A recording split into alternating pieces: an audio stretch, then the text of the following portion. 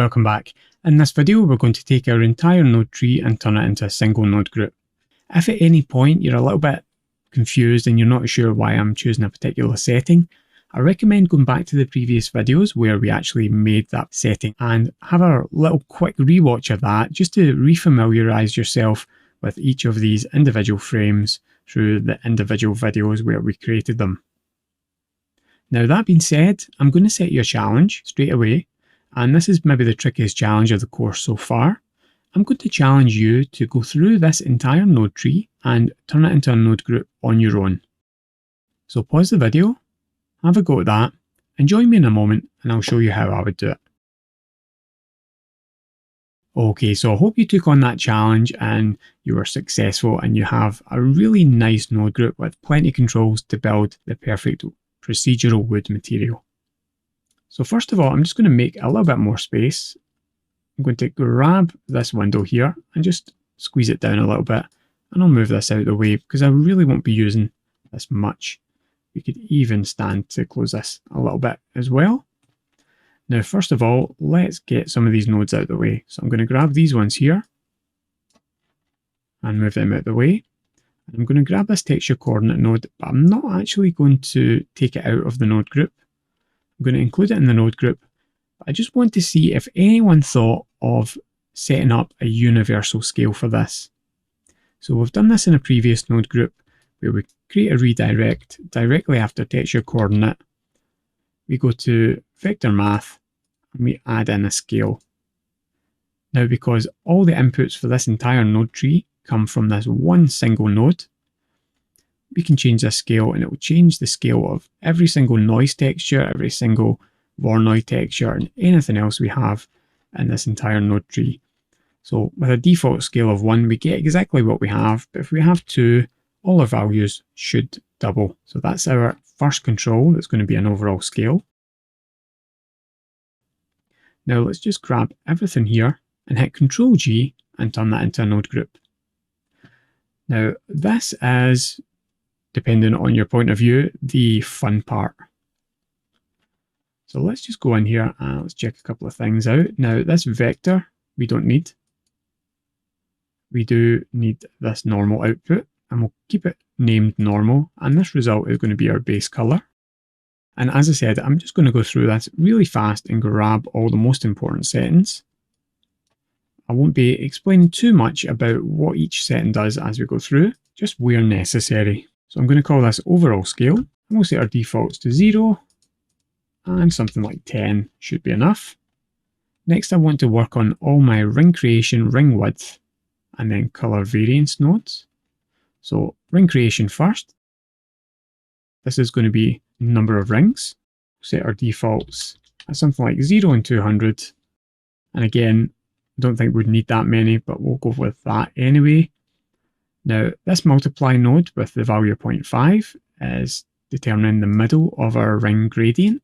So we'll call that ring gradient adjuster. And we'll set our defaults at 0 and 1. And remember, we have a clamp node here, so we wouldn't actually reach those values. And would always be a little over 0 and a little under 1, no matter what comes through this multiply node. We don't need anything from these map ranges. This power node, and we'll make a note that we have a value of 0.9 in there. This essentially just lightens up our rings a little bit.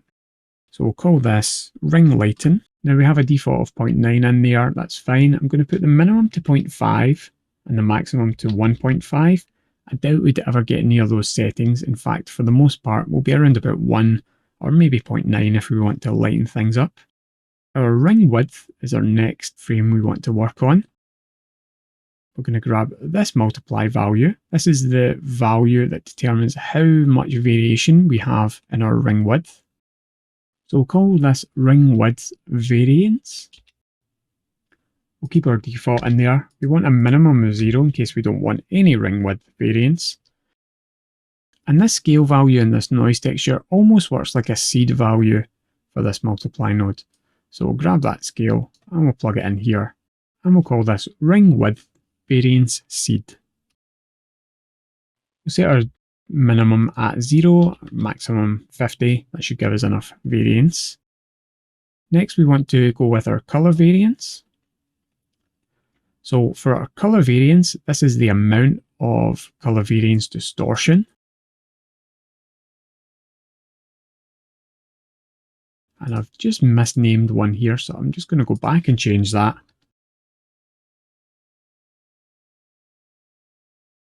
So this is our color variance amount. We'll keep the default values there. We'll take this scale and we'll call this CV for color variance, distortion scale. And we'll keep the default values there. We'll use this second one, this scale here. So we'll call this color variance noise scale. And I'll keep the default settings there. Now this multiply node just lightens things up a bit, so we'll call this color variance lighten. And again, I'm going to shorten this to CV.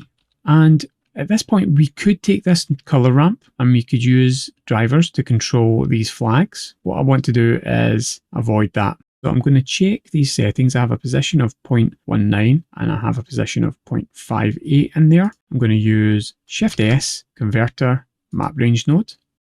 Take this value, and this was going into this mix node, I believe, in slot B.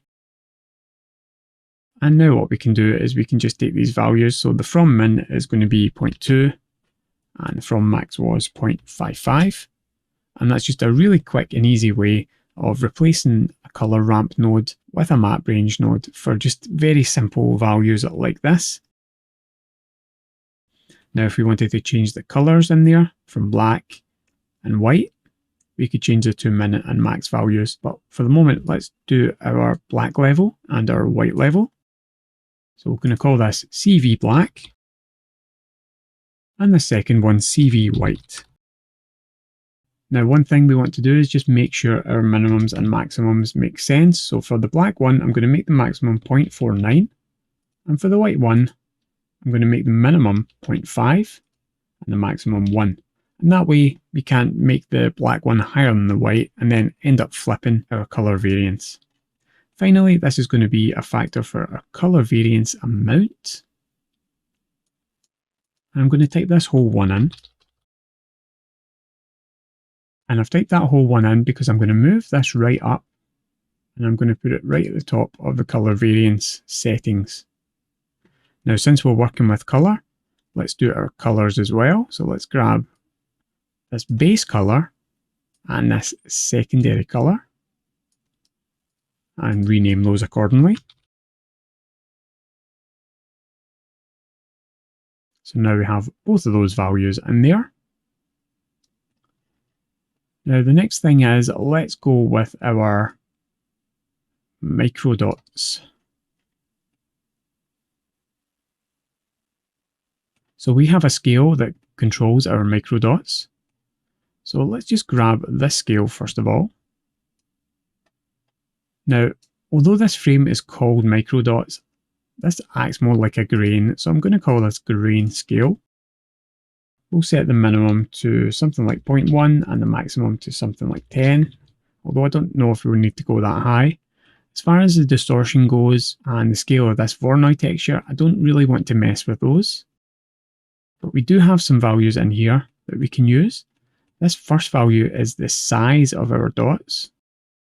We'll call this dot size. We'll make this 0 and 1. And this value here is the fall off, so it's how smooth the edges of our dots. And we'll just call that dot fall off. We'll make this minimum 0 and we'll make the maximum 1, although I don't know why we'd ever have to go to those values. Now let's go with our saw marks. So for the saw marks, let's go with our scale value here. And we'll just call this saw scale. We'll keep our default settings in there. We'll take that to 1000 for the maximum. I think it was already at 1000. So this multiply node determines the value going into our color for our saw marks. So that's going to be our saw color amount. We're going to take the minimum to 0 in case we want no color, and the maximum at 1 in case for some reason we want lots of color. And this is going to be our bump adjuster. So that's going to determine the ratio between the amount of colour we get and the amount of bump we get. Now at this point you might be thinking now we need a control for the strength, but remember that we actually already have a control for the strength. The saw colour amount actually affects this strength as well. By taking this adjuster to a really large value, we can really turn down the amount of the saw bump while keeping it in the colour. But that's actually the opposite of what we want to do. If anything, we'd want to take off some of the colour and add more strength. So what we're going to do, since it will work a little bit easier, instead of using divide in here, we're actually going to use multiply. And now you can see we get a much different effect on our wood. But if we come back out here and we take this saw bump adjustment, and instead of dividing by 25, we multiply by 0.0025, and we take a minimum of 0. What we can do is we can change this value in here back to its default. Now let's just check and make sure this is actually going to work the way we want it to. Let's see our material here. So we'll take our bump color all the way up. We've got a lot of bump color. So we're going to try and make the bump higher on those. So we'll take this multiplier, and now this increases the amount of bump. But again, I don't like using really low values. So we're going to take this value here to something like 0.1, which at the moment is too strong. We're going to go back in. We're going to add a node in front of this value. We're going to take this, duplicate this, plug this in. We're going to divide this by 10. And now if we have a default value in our bump adjust of 0.1, we'll take this maximum to 1. And now we won't get too much of a high value in there. So we can take the color practically all the way down and still have a decent amount of bump. This is actually kind of the level we want. Now you could definitely go about this a different way. You could just completely separate these values. So that might be something you want to do. And in fact, I think I'd be quite happy with separating these values at this point. So I'm going to join these up and do that. Now it's not uncommon when you go to build a node group that you realize that something you put in before that seemed to work doesn't quite work anymore. So I can just easily adjust that. We can also take out this multiply node, which we no longer need. So we've actually simplified our node group quite a bit. Now let's just come back out and check some of our settings. So I think we need a couple of other things in here, and these are going to be the last ones. We need our knots. So previously we set up a system where we could remove the knots from the top surfaces of our objects using this multiply node. But I also pointed out that because we're using this geometry and it's taking the normal based on world geometry, the top face might not always be the rings.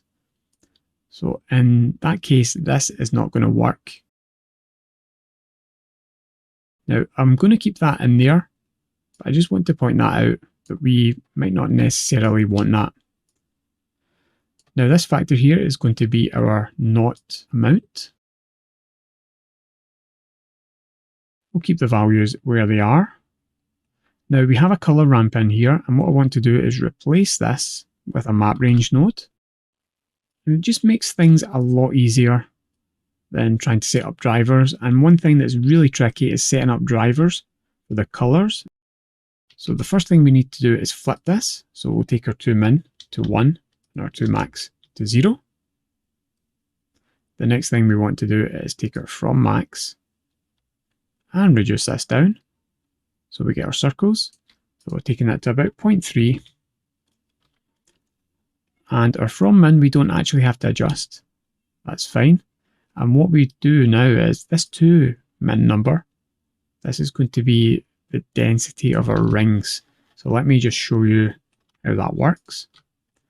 If we go over here, we see one of our rings, really dense, lots of rings within that. And let me just find that map range node again. If we take this 2 min and put that down, you can see our density decreases. Now I've shown you this trick a couple of times. In fact, I think we used it here. We can duplicate this invert node, take this and put it in here. And in this case, we're going to change this to black.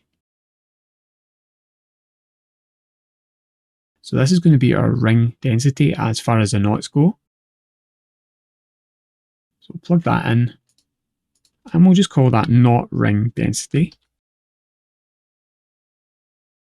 Now, one last thing on this map range node, from max is actually going to be our knot size. So if we have this really low, our knots are going to be tiny. If we have it bigger, we're going to get bigger knots. Now, that does mean you're going to start getting some really weird patterns, but I think it's worthwhile having this set up as well. We definitely want our minimum here to be 0. Our maximum, I think, we'll put to 1, but it's very unlikely that you'll ever go that high. Now, as far as masking off the top face, we will plug that in. So we do have map top face mask plugged in. Now, what you'd ideally want to do is have a whole bunch of these multiply nodes all joined together with different settings for your red, green and blue channel, and then you could have 3 different masks for each different side of your object. Now, if you ever do want to use this node and you want to mask off something on one of these faces and it's just not working the way you want, you can always duplicate the node, go in here and find whether it's the green channel or the red channel you have to use and just swap these across. It's really simple as that. You can just resave your node group with a different name and duplicate it as many times as you want. Now, as far as that goes, I don't think there's anything else we need in there. We've done our micro dots, we've done our saw, we've done our color variants and our color mix. We have one more color mix that we've not used. Now let's see, what is that from? That's actually from our micro dots. So hopefully, before I got to this point, you actually noticed that I forgot to do that. Let's go over here, plug this in. So we're going to move this up in a moment. Call this grain amount. And we'll move this up a little bit to just past grain scale. Now, have we done the strength for that? We haven't done the strength for that either. So let's plug this in. So this is going to be grain normal strength. Only other thing I want to do is grab a couple of settings from these distortion nodes. So what I'm going to do is I'm just going to grab this first overall distortion and the X and Y value. I'm going to grab the Z scale, the actual scale, and I'm not going to grab the detail and roughness. And then I'm going to do exactly the same for the second one. And for this one, I'm going to grab the detail and the roughness, just because it is possible to use this distortion node to bring in a real massive amount of detail into the grain sometimes. Now, the thing is, now I have all these new names to put in. I'm going to make a little bit more space here. And we just have to have a 1 after some of these and a 2 after other ones.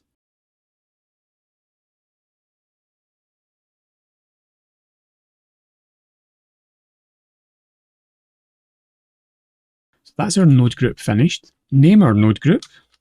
We'll call that procedural wood. We'll copy and paste this name into our label and our name. We're going to make sure we save this file. I'm going to save that just now. I'm going to put it on my desktop in my asset browser folder under node groups. And save that. And finally, make sure it is part of our asset browser by going to Blender File, Node Groups, Procedural Wood, and just marking that as an asset. And I'll just make sure I save again. And that's done. Now, one last thing that I've just noticed before we finish off here is I have made a little mistake in there. Have you noticed it? Maybe you have, maybe not. I have an extra output from the viewer node that I used throughout. Just remember and delete that so we don't have any issues there. I'll move this node back across here. Have a look here and make sure our wood actually still looks okay with all our default settings. And it does. So we'll save, and that will update the asset. And now we have total control for this wood material. In the next video, we're going to move on to a procedural brick generator. I'll see you then.